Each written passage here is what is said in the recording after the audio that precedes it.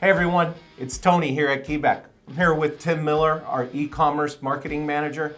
I'm sales manager for 30 states. So we had an episode previously where we talked about business related topics. So we wanted to invite you guys again for another episode where we could talk about something new.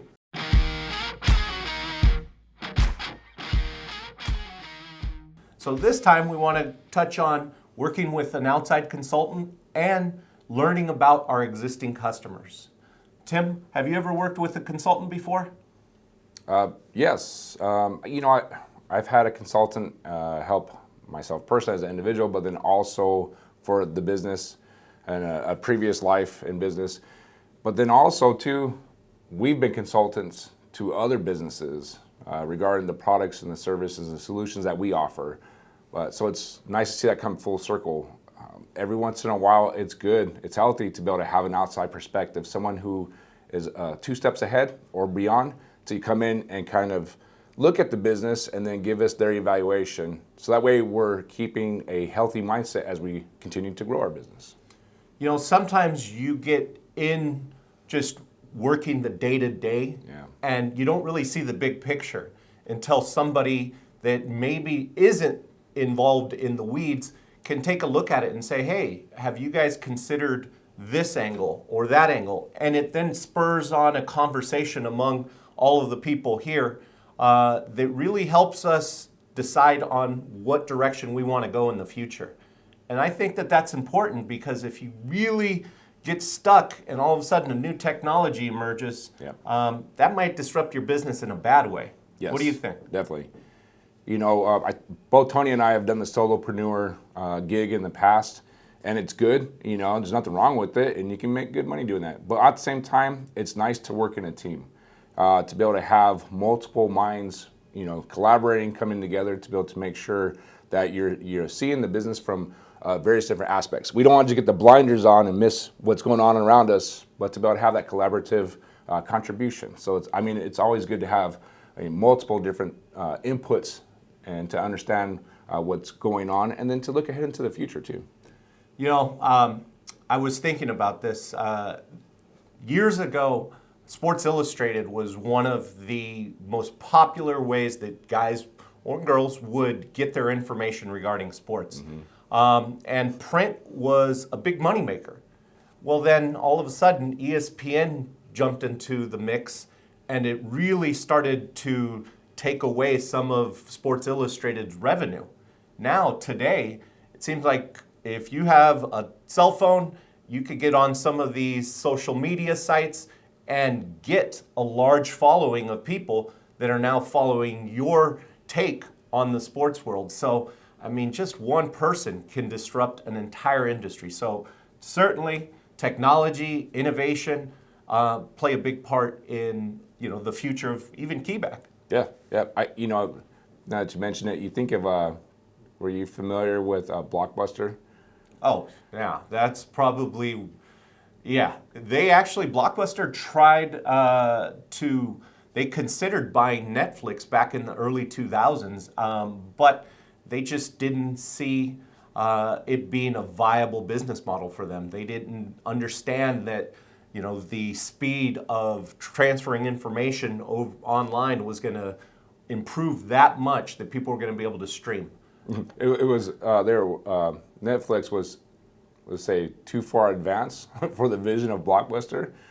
And if you've been around as long as we have, you know what happened on Blockbuster. So yeah, I mean, it's super important to stay relevant and to be on the cusp of what's taking place next and to be aware of that. So yeah, we don't want to be a dinosaur and, you know, just become a legacy that was been, but that continues to grow and innovate as we continue to grow the business too.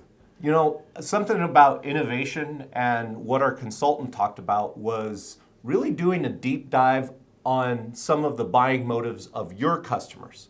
A couple of industries in particular that KEY-BAK has a real footprint in is the healthcare and education industries. I'm not sure if, and I know you know, Tim, but KEY-BAK really was a leader in innovation. Back in 1981, they developed a little reel that was just a little reel. They didn't know exactly what to do with it until a badge strap company came to us and said, hey, why don't we marry these two products, and now we can develop a badge reel. So that was a big innovation at the time. Oh, yeah, definitely. However, really didn't get any steam behind it until the 1995 Oklahoma City bombing. All of a sudden, safety, security came to the forefront of not just for government, but for the private sector. Now, pretty much any government building that you enter, school districts, private sector, they require their employees to have a badge or some type of a way to identify themselves. What do you think? Yeah, I mean, yeah, if you think about anywhere where someone needs special clearance or access to, but even down to, the kids going to school. We're in Southern California, and there's a couple counties west of us, and I mean, the kids have to wear their own ID cards or ID badges, and they have it attached to their backpack or to their clothes or whatever. So I mean, we see it. It's ingrained to the fabric of our society now. It's everywhere. Everyone needs some type of identification, and it's not going to change. Last month, my wife called me and she said, what do we do? And I was like, what are you talking about? Well, the school had received some type of social media threats from somebody saying that there was something terrible going to take place during the day. And she, felt like maybe we ought to keep the kids at home today. But she's also a teacher, and she spoke to one of the principals, and they said there's going to be a lot of law enforcement presence at the school. He didn't really think it was that serious of a threat. And so I know that every parent's a little bit different, but that sort of reassured me.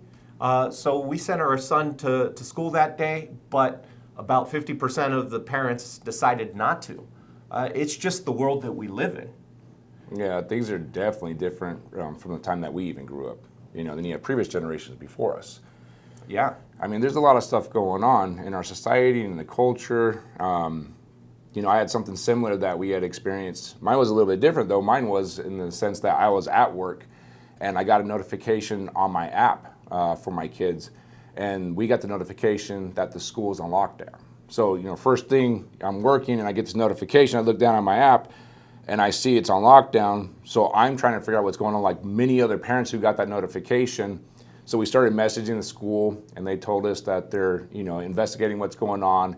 It comes to be that, an hour later, that they gave us a relief or an update of relief to let us know that there's just some activity that was going down 2 streets away from the school, but they wanted to make sure everyone was safe, so they did cause the lockdown. And we know if you've seen the news in the last, 10 years, you've seen that sometimes it's not just a drill to keep someone safe from something that's going on outside the school. It's actually something seriously that's taking place at the school. And that's just the world we live in today, unfortunately. Yeah, I think that every school district has some type of safety and security protocol. Yeah. Here at KEY-BAK, we call some of the products that we offer access control. Mm-hmm. And every school should be aware of what the entry points are, who has access to enter these areas. There has to be some type of visitor sign-in, giving them some type of visitor badges. All of these types of things are now part of probably their best practices. Most schools recognize that it's impossible to understand and know what's moving, but as long as they have some type of system where they can monitor and at least everybody's aware that if somebody's walking around and the kids aren't familiar and they're not wearing a badge, that's a little bit of a red flag. Yeah, definitely. Same goes with the custodial staff. They need to be able to have their keys readily available if law enforcement comes and says, hey, we need keys to enter a certain area. We have products that help the custodial staff or the principals or the leadership there, staff on campus to find something quickly. I recall that back at the Uvalde thing, The officers were trying to find keys to enter certain buildings, and they just couldn't find them. I mean, this is a big deal. And, you know, for the most part, we always assume that things are going to go well, but when things don't go well, that's when, you know, the spotlight is put on these best practices that I'm talking about. Yeah, and it's something, you know, your access control, as we call it, or access to your security badge, or access to a set of keys, or multiple sets of keys. You know, sometimes we don't think about those things. It's like anything in life. When everything's working well, you don't really acknowledge it. But as soon as something's not working well and the system is not put in place like it should be, well, then we notice it. And that's what we see sometimes. So, I mean, we eat, sleep, and breathe security. That's what we do. Essentially, at the core of what we do is helping people stay safe.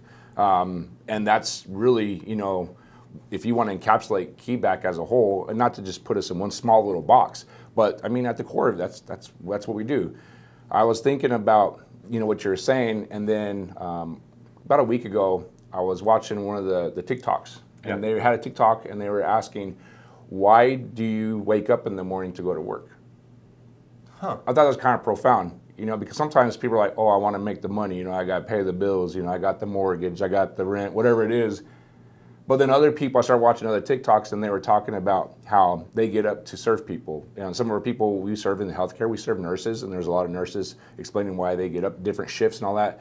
And then different security people with different professions and titles. And then I was thinking about what we do. You know, that's what motivates me. That's why I came onto the company, is because the level of service that we offer and the products and solutions that we offer. That's why I get up and come to work. It's not just to make the money. We can make money anywhere doing anything.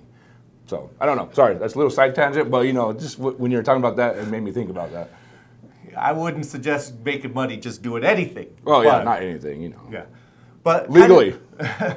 Kind of going full circle, this outside consultant really, for me at least, made me do a real deep dive, understanding kind of the complexity that our customers, in this case, school districts, kind of have to go through. Yeah.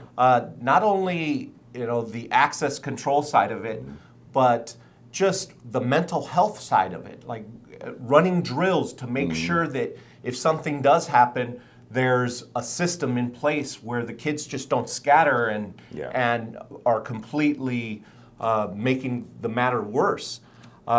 Really, there are so many different angles for security out there, and it's just, in my opinion, even though you know, that threat that happened at my son's school, nothing came of it. At least the schools had a system to send the parents texts. And the parents had a way to communicate with the school. And it's just little things like that that are going to help us all probably sleep a little bit better, recognizing that we're doing the best we can. Sure, we're not mind readers. We don't know what's happening in the community completely, but at least there's safety measures that are being taken. In this episode, you could dive into a lot of these topics and go real deep.